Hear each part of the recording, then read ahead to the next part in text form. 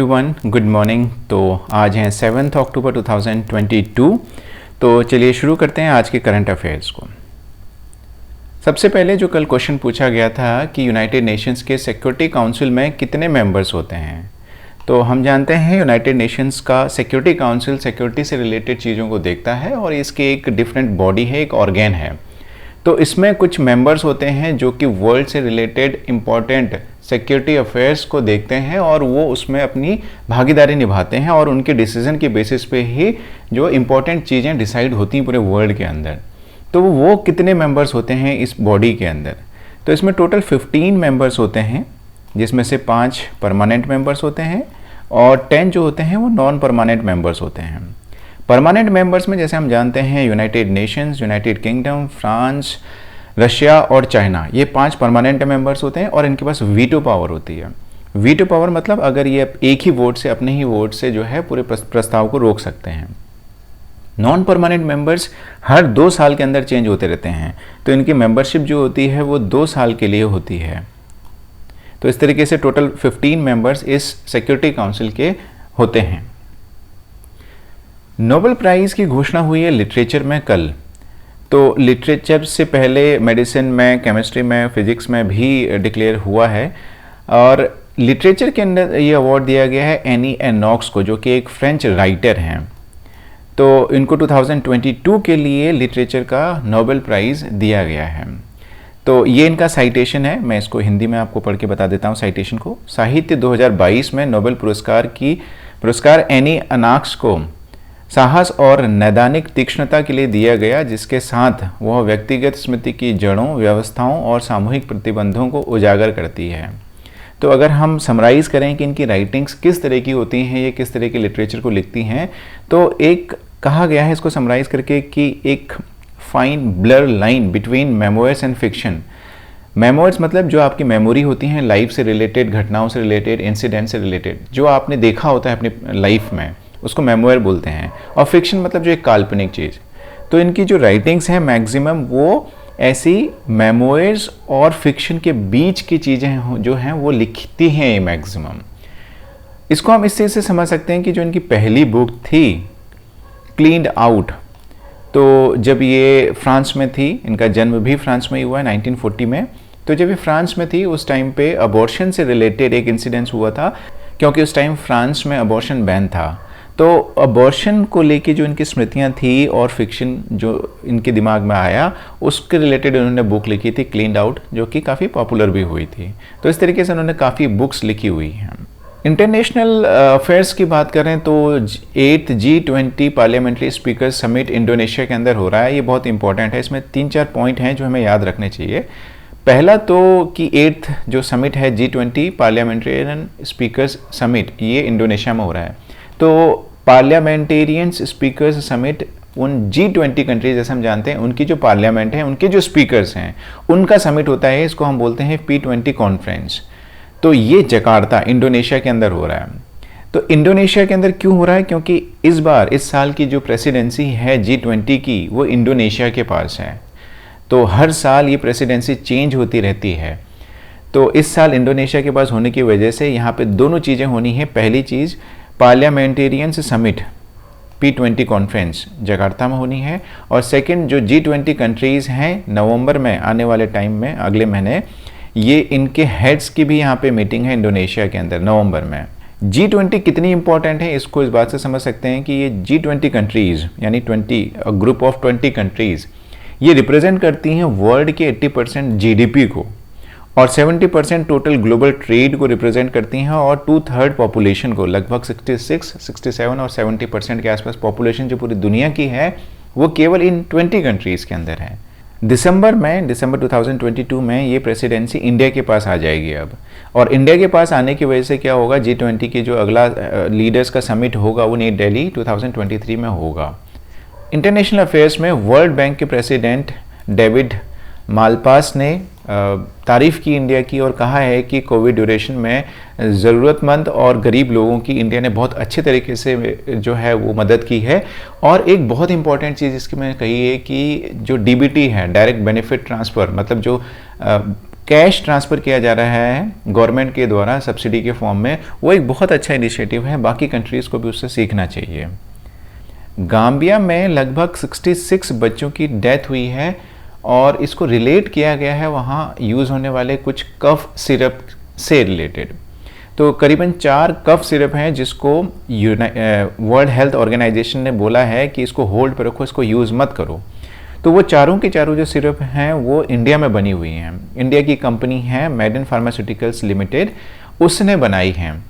तो इसको अभी WHO ने रिलेट किया है गाम्बिया के अंदर जो बच्चों की डेथ हुई है उससे, और हालांकि उस पर इन्वेस्टिगेशन चल रही है। WHO और इंडियन अथॉरिटीज़, यहाँ पे जो रेगुलेटर्स हैं, उन्होंने भी इनसे डिटेल मांगी है इस कंपनी से, और तब तक के लिए इनके प्रोडक्ट्स को होल्ड पर रख दिया गया है। नेशनल अफेयर्स में गुजरात पहला स्टेट बन गया है जिसने PM गति शक्ति पोर्टल को लॉन्च किया है स्टेट लेवल पे। तो PM गति शक्ति पोर्टल क्या है? ये एक बेसिकली कोलैबोरेटिव इंस्टीट्यूशनल मैकेनिज्म है। कोलैबोरेटिव मतलब कोलैबोरेट करके जो अलग अलग बॉडीज़ हैं उन्होंने इसके ऊपर काम किया है।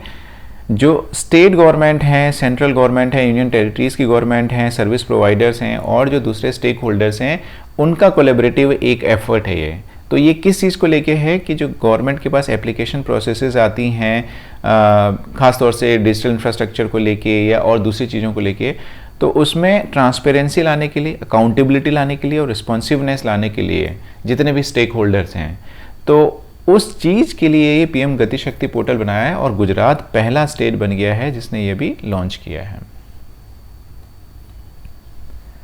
ऑपरेशन चक्र, ये एक ऑपरेशन चलाया जा रहा है CBI के द्वारा, और ये चलाया जा रहा है साइबर क्राइम गैंग्स को रोकने के लिए जो कि इंडिया के खिलाफ काम करती हैं या इंडिया के अगेंस्ट किसी भी तरीके से ऑपरेट कर रही हैं कहीं ना कहीं पे, इंडिया में या बाहर। तो उसके लिए CBI ने जो स्टेट पुलिस हैं, इंटरपोल है, इंटरनेशनल पुलिस, और एजेंसीज़ हैं अलग अलग कंट्रीज़ की, उनके साथ मिल के ये साइबर क्राइम जो ऑपरेट हो रहे हैं इंडिया के खिलाफ, उसको रोकने के लिए काम किया है। तो इन्होंने इसको नाम दिया था ऑपरेशन चक्र। इसके अंदर इन्होंने काफ़ी लोगों को अरेस्ट भी किया है। और कांग्रेस के पास अभी चेयरमैनशिप आई है parliamentary standing committee on commerce. तो जैसे हम जानते हैं पार्लियामेंट के अंदर अलग अलग कमिटीज़ होती हैं, उनकी चेयरमैनशिप और मेंबरशिप आती है अलग अलग पार्टीज़ के पास। तो कांग्रेस के पास आई है parliamentary standing committee on commerce. तो उसके चेयरमैनशिप के लिए इन्होंने नॉमिनेट किया अपने राज्यसभा मेंबर अभिषेक मनु सिंघवी, जो कि एक सुप्रीम कोर्ट के जाने माने वकील भी हैं। तो ये चेयरमैनशिप अब आएगी अभिषेक मनु सिंघवी के पास। आकाशा एयरलाइन, इन्होंने अभी अनाउंस किया है कि ये पेट्स को, डोमेस्टिकेटेड डॉग्स और कैट्स को अलाउ करेंगे इन फ्लाइट ट्रैवल करने के लिए। तो 2 तरीके से अलाउ करेंगे, पहला तो होगा पैसेंजर केबिन में और दूसरा होगा जो कार्गो होल्ड होता है कार्गो के साथ में, उसमें ले जाने के लिए अलाउ करेंगे। दोनों में डिफरेंस ये होगा कि अगर कैट्स और डॉग्स 7 kg तक हैं तो वो तो पैसेंजर केबिन में अलाउ होंगे, छोटे जो जानवर होंगे, और अगर उससे ज़्यादा हैं और 100 किलो तक हैं तो उसको कार्गो कंपार्टमेंट में ले जाने के लिए अलाउ किया जाएगा। इसरो ने अभी एक ह्यूमनॉइड बनाया है। ह्यूमनॉइड मतलब एक इंसान जैसा रोबोट, और उसमें उसको नाम दिया है इन्होंने व्योम मित्र। तो इसका काम क्या होगा, ये अभी अपने जो उनका next Gaganyaan human space flight mission होगा, उससे पहले ये टेस्ट करना चाहते हैं। अनमैन्ड एक मिशन भेजेंगे स्पेस के अंदर, और उस अनमैन्ड मिशन के अंदर ये व्योम मित्र जो ह्यूमनॉइड है इसको भेजा जाएगा। तो ह्यूमनॉइड व्योम मित्र, इसरो ने इसको डेवलप किया है। नेशनल अफेयर्स में ही इंडियन एयरफोर्स ने अभी अपने 30 सुखोई MKI एयरक्राफ्ट को लेस किया है सुपरसोनिक मिसाइल्स ब्रह्मोस से। तो ये एक सुपरसोनिक मिसाइल है ब्रह्मोस। हालांकि इसकी पहली जो रेंज थी वो 290 किलोमीटर्स की थी, अब इसको बढ़ा के 500 किलोमीटर्स जो फिट किए है ये 30 एयरक्राफ्ट्स के अंदर, ये 500 किलोमीटर्स वाले किए हैं। इससे पहले इनके पास 40 एयरक्राफ्ट थे जिसमें ब्रह्मोस लगा हुआ था ऑलरेडी, मतलब इक्विप्ड थे वो एयरक्राफ्ट्स, लेकिन उनकी जो रेंज थी वो 290 किलोमीटर्स थी। तो अब टोटल इंडियन एयरफोर्स के पास 70 एयरक्राफ्ट हो जाएंगे जिसमें ब्रह्मोस मिसाइल, सुपरसोनिक मिसाइल जो है वो इक्विप्ड होगी, लगी होगी। और पहले उनकी रेंज थी 290 किलोमीटर्स, अब की जो लगी हैं 30 एयरक्राफ्ट्स में वो 500 किलोमीटर्स वाली लगी है। और इंडियन एयरफोर्स और जो दूसरी रिसर्च ऑर्गेनाइजेशंस हैं वो इस पर काम कर रही हैं कि इसको 500 किलोमीटर से 1000 किलोमीटर तक कैसे लेके जाए, इसकी रेंज को कैसे बढ़ाया जाए। 2 अक्टूबर 2022 को एक रिकॉर्ड बना है मैक्सिमम सेल का खादी प्रोडक्ट्स के। तो ये सेल किसने किया है? Khadi India showroom, Connaught place, new Delhi में। और जो रिकॉर्ड है वो बनाया है 1.34 करोड़ रुपीस का। तो इतनी सेल एक दिन में हुई है। हालांकि लास्ट ईयर सेम डे यानी 2 अक्टूबर 2021 में ये सेल हुई थी 1.01 करोड़ रुपीस की। तो इस बार उससे काफ़ी ज़्यादा, और हाईएस्ट अभी तक जो सेल हुई है एक दिन के अंदर वो 1.29 करोड़ की हुई है 30 अक्टूबर 2021 में। इस बार ये रिकॉर्ड टूटा है। सो KVIC chairman Shri Manoj Kumar, KVIC यानी khadi and village industries commission, जो कि मैनेज करता है खादी इंडिया प्रोडक्ट्स को इंडियन गवर्नमेंट के बिहाफ में, तो उसके चेयरमैन श्री मनोज कुमार ने ये कहा है कि ये जो इतनी सेल हुई है इसके पीछे एक बहुत बड़ा रीज़न, जो मन की बात में प्राइम मिनिस्टर नरेंद्र मोदी जी ने लोगों को पिच किया था, इनकरेज किया था कि खादी प्रोडक्ट्स यूज़ करो, तो उसकी वजह से ये इतनी सेल हुई है। तो khadi India showroom, Connaught place, जहाँ पे सेल हुई है 1.34 करोड़ रुपीस की इस साल 2 अक्टूबर को maximum. Finance minister Nirmala Sitharaman ji ने इनॉग्रेट किया है competition commission of India CCI के रीजनल ऑफिस को मुंबई में। CCI हम जानते हैं कंपटीशन कमीशन ऑफ इंडिया, जितने भी बिजनेसेस होते हैं उनके बीच में एक फेयर कंपटीशन को मैनेज करने के लिए कमीशन काम करता है। इकोनॉमी की हम बात करें तो वर्ल्ड बैंक ने एस्टिमेट किया है इंडिया के ग्रोथ रेट को 2022-23 के लिए 6.5%। ये इन्होंने डाउनग्रेड किया है हमारी ग्रोथ को, पहले 1 परसेंटेज पॉइंट जो है वो कम आंका है जो उन्होंने पहले सोचा था कि इतना ग्रो करेगा इंडिया, बट अभी रिवाइज जो है 6.5% इन्होंने एस्टिमेट किया है इंडिया का ग्रोथ रेट 2022-23 के लिए। इसके साथ ही आज के इस सेशन को, करंट अफेयर्स सेशन को ख़त्म करते हैं इस क्वेश्चन के साथ में। हम जानते हैं आज से प्रो कबड्डी लीग जो है वो स्टार्ट हो रही है। एक दुनिया की मानी हुई लीग है ये कबड्डी की। तो आपको ये बताना है कि इसमें कितनी टीम्स जो हैं पार्टिसिपेट कर रहे हैं।